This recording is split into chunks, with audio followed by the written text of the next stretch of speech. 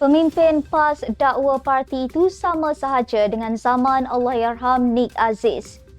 PAS harap kerajaan buka ruang semua pihak rentas parti beri pandangan Akta 355. SPCAAM gesa kerajaan arah majikan beri bantuan sebulan gaji sebagai persediaan perayaan. Presiden Barim beritahu sesi libat urus tidak temui sebarang keputusan isu penjualan beras madani. Mahkamah Tinggi tetap 13 Mac ini dengar hujahan Naimah Khalid. Isteri Taib Mahmud buat laporan polis berhubung dakwaan bawa keluar suami dari hospital.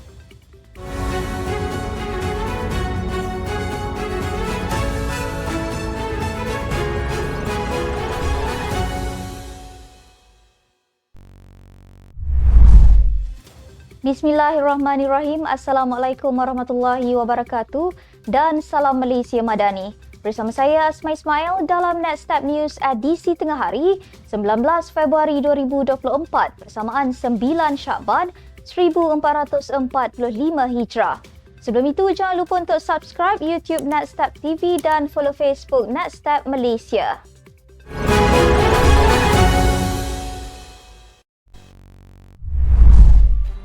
Umum mengetahui zaman kegemilangan PAS ialah apabila Allahyarham Nik Abdul Aziz Nikmat memimpin parti itu di bawah gabungan Pakatan Rakyat.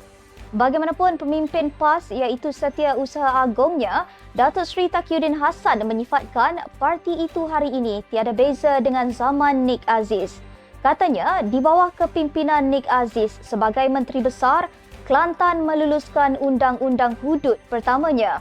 Beliau berkata demikian bagi menjawab tanggapan bahawa sebelum 2015, ketika Nik Aziz masih bersama PAS, orang Cina dan bukan Islam yakin dengan PAS berikutan persepsi parti itu dipimpin oleh ulama yang berfikiran terbuka. Bagaimanapun ia berubah selepas bekas Menteri Besar Kelantan itu meninggal dunia dan PAS kemudian menyingkir golongan profesional. Taqiyuddin berkata perubahan persepsi terhadap PAS adalah propaganda politik semata-mata dan bukan isu tentang nilai trust parti yang menurutnya kekal tidak berubah. PAS berharap kerajaan membuka ruang kepada semua pihak rentas parti untuk bersama-sama memberi pandangan dalam pindaan Akta Mahkamah Syariah Bidang Kuasa Jenayah 1965 Akta 355. Setiausaha Agongnya, Datuk Seri Taqiyuddin Hassan berkata, perkara itu untuk memastikan hasrat mempertingkatkan bidang kuasa jenayah Mahkamah Syariah dapat direalisasikan. Katanya, PAS mengalu-alukan kenyataan Menteri di Jabatan Perdana Menteri Hal Ehwal Agama bahawa kerajaan akan membawa rang undang-undang RUU bagi meminda Akta Mahkamah Syariah Bidang Kuasa Jenayah 1965 RUU 355 di Parlimen pada tahun ini. PAS berharap semua pihak berkepentingan yang bersifat rentas parti dijemput untuk turut bersama-sama memberi buah fikiran. Terdahulu media melaporkan sesi libat urus mengenai RUU 355 kini di peringkat akhir dan laporannya akan dibawa ke Kabinet sebelum dijangka dibentangkan di Parlimen tahun ini. Menteri di Jabatan Perdana Menteri Hal Ehwal Agama, Muhammad Naim Mokhtar berkata, sesi libat urus tersebut yang dikendalikan oleh bahagian undang-undang Jabatan Kemajuan Islam Malaysia JAKIM telah berada di peringkat akhir.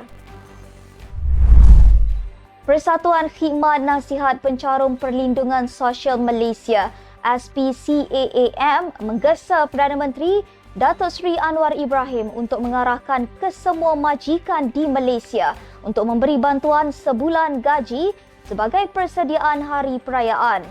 Presidennya J. Solomon berkata, pemberian berkenaan akan memperkasakan pekerja golongan kumpulan berpendapatan rendah B40 dan sederhana M40 dalam meraikan sambutan serta mengukuhkan ikatan kekeluargaan merentasi pelbagai agama bagi memaparkan kekayaan sebenar Malaysia. Katanya, memandangkan kos sara hidup semakin tinggi pada tahun 2024 ditambah pula dengan peningkatan keuntungan dinikmati pihak majikan, penarikan bantuan perayaan jelas sesuatu yang tidak dapat dijustifikasikan.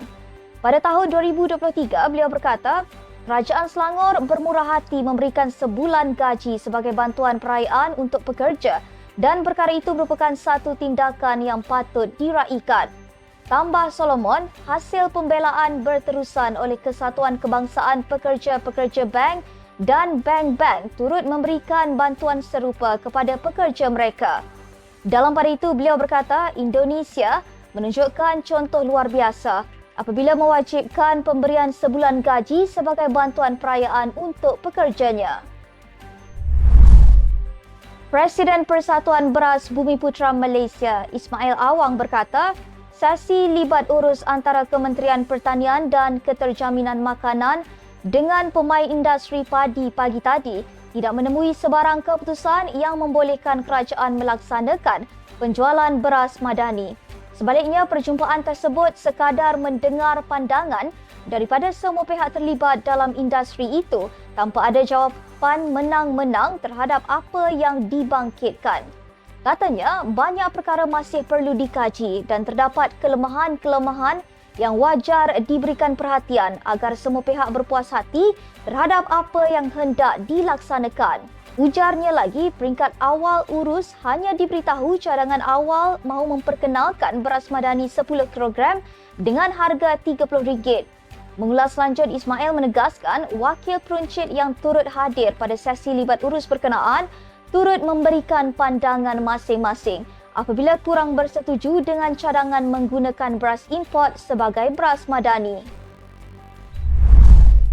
Mahkamah Tinggi hari ini menetapkan 13 Mac depan untuk mendengar hujahan isteri kepada bekas Menteri Kewangan Tun Daim Zainuddin bagi mendapatkan pasport secara kekal. Hakim Dato' Ahmad Bache juga memutuskan hujahan bertulis peguam mewakili isteri Daim Tuh Puan Naimah Abdul Khalid dan pihak pendakwaan pada 4 Mac diikuti hujahan berbalas daripada kedua-dua pihak pada 11 Mac.